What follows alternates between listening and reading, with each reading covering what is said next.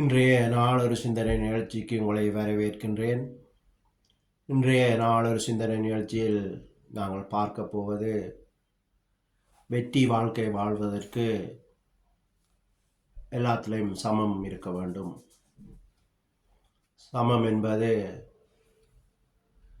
இந்த உலகத்தில் வாழ்வதற்கு பணம் தேவை. அதனால் நாங்கள் பணம் என்று ஓடிக்கொண்டு இருப்போம்.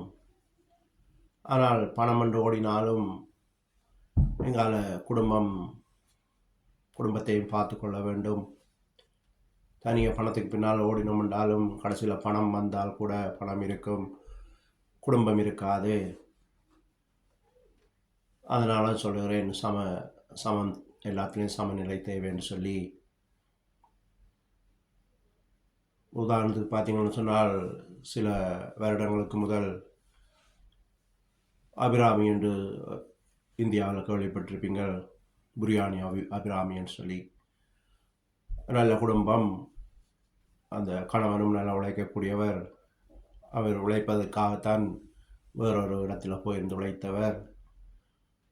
ஆனால் அவர் உழைத்து கொண்டு இருக்கும்போதே இங்கே குடும்பத்தில் பிரச்சனைகள் வந்துவிட்டது. குழந்தைகள் இறந்து அவன் வேறு மாதிரி தப்பான காரியங்களுக்கு போய். இதற்காகத்தான் சொல்லுகிறேன், குடும்பம் இருந்தால் குடும்பத்தோடும் இருக்க வேண்டும். பணமும் தேவைதான். அதற்காக எல்லாரையும் அப்படி நான் சொல்லவில்லை. உதாரணத்துக்காக சில கதைகளை சொல்ல வேண்டியிருக்கிறது. எனவே தான் சொல்லுகிறேன், தனியாக பணத்துக்கு பின்னாலேயும் ஓடாமல் குடும்பமும் தேவைண்டு குடும்பத்தோடும் இருக்க வேண்டும். பணம் தேவையில்லை என்று நாங்கள் குடும்பத்தோடும் இருக்க முடியாது. வாழ்க்கை தேவைக்கு பணம் தேவை. இந்த பணம் இல்லாமலும் குடும்பத்தை நடத்த முடியாது. அதனால் பணமும் தேவையில்லை என்றும் சொல்ல வரையில் நான் குடும்பம், பிள்ளைகள், குட்டிகள் இருந்தால் பணம் இல்லாமலும் இருக்க முடியாது. நாளைக்கு பிள்ளைகள் பசி என்றாலும் போது ஒரு தாப்பனுக்கு பார்த்து கொண்டு இருக்க முடியாது. பணமும் தேவைதான். அதான் எல்லாம் சமமாக நடத்த தெரிந்து கொள்ள வேண்டும். அடுத்தது, சில பேர் சகோதரன் என்று சொல்லி சகோதரத்துக்கு பின்னாலே கல்யாணம் செய்த பிறகும் சகோதரம் என்று இருப்பார்கள். அதுவும் ஆபத்தாக முடியும். கல்யாணம் செய்தால் ஒரு அளவில் இருக்க வேண்டும் சகோதர பாசமும். கூடுதலாக உங்களுக்கு சகோதரம் தான் தேவைன்னு சொன்னால் நீங்கள் கல்யாணம் கட்ட தேவையில்லை, சகோதரத்தோடு இருக்கலாம். இதனாலேயும் சில குடும்பங்களில் பிரச்சனை வாரது.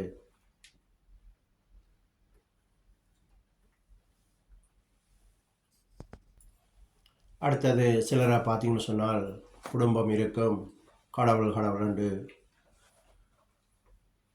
இருப்பார்கள். இந்த கூடுதலாக கடவுள் தேவைன்னு சொல்லி போவதனாலையும் இந்த குடும்பத்தை இழக்க வேண்டி வரும். அப்போது அதிலேயும் ஒரு அளவு தான் இருக்க வேண்டும். உதாரணத்துக்கு பார்த்தீங்கன்னு சொன்னால், எங்கள் ரோமங்கத்திற்குள்ள பார்த்தீங்கன்றால் ஃபாதர்மார் கல்யாணம் செய்யாமல் இருப்பார்கள். அதில் ஒரு அர்த்தம் இருக்குது. கடவுள் தேவைன்னு சொன்னால் கடவுளுக்காக வாழ்வது, குடும்பம் எல்லாத்தையும் உதறி தள்ளிவிட்டு, இந்த முனிவர்மாரை பாருங்கள், எல்லாத்தையும் ஒதுக்கி போயிருப்பார்கள். அப்போ அதில் ஒரு அர்த்தம் இருக்குது. ஆனால் உங்களுக்கு குடும்பம் என்று இருந்தால் அதுவும் குடும்பத்தோடு ஒத்து போய் அந்த கடவுளையும் தேட வேண்டும்.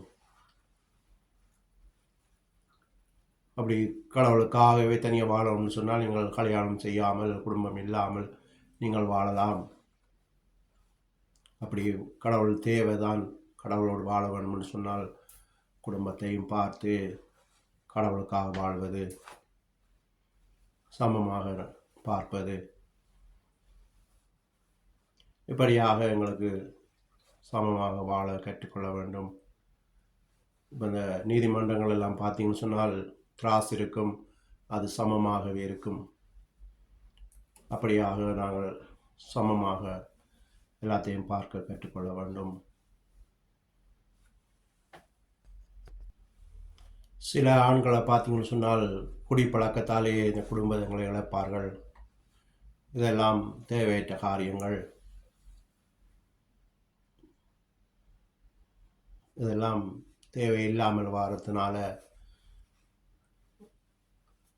குடும்பங்களை இழந்து வாழ்க்கையை இழந்து நடுத்தருவில் இருப்பார்கள்.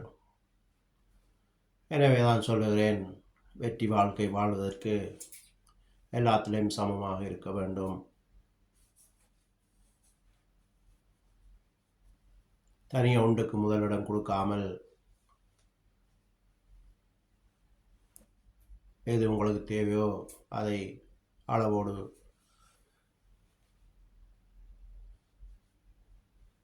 செய்து வந்தீங்கன்னு சொன்னால் இந்த உலகத்தில் கடைசி நாள் வரைக்கும் நீங்கள் வாழ்ந்து நல்ல குடும்பமாகவும் வாழ்ந்து நல்ல சந்தோஷமான வாழ்க்கை வாழ்ந்து முடித்து இந்த உலகத்திலிருந்து விடை பெறலாம் என்று சொல்லி என்னுடைய இந்த நாளொரு சிந்தனை நிகழ்ச்சியை முடித்துக் கொள்கிறேன். நன்றி, வணக்கம்.